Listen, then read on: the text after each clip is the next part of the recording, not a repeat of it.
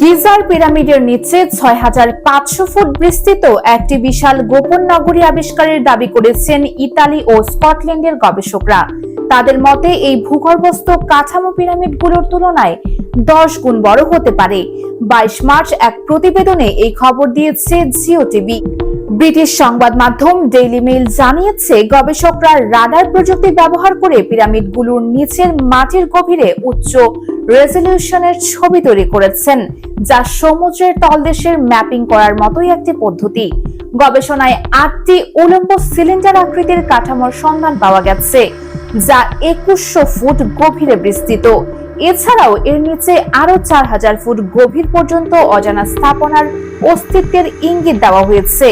তবে গবেষণাটি এখনো স্বাধীন বিশেষজ্ঞদের দ্বারা পর্যালোচনা করা হয়নি।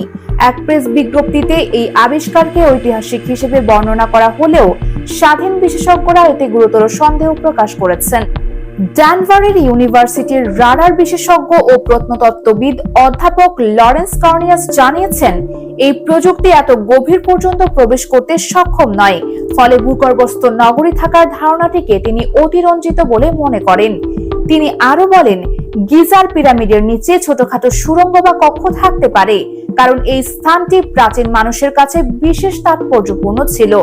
এছাড়া অধ্যাপক কর্নিয়াস উল্লেখ করেন যে মায়া সভ্যতা সহ প্রাচীন মেসো আমেরিকার জনগোষ্ঠী প্রায়ই তাদের পিরামিডগুলো এমন গুহা বা সুড়ঙ্গের প্রবেশদ্বারের উপর নির্মাণ করতেন, যেগুলো তাদের কাছে ধর্মীয় বা সাংস্কৃতিকভাবে গুরুত্বপূর্ণ ছিল। US Bengal news desk.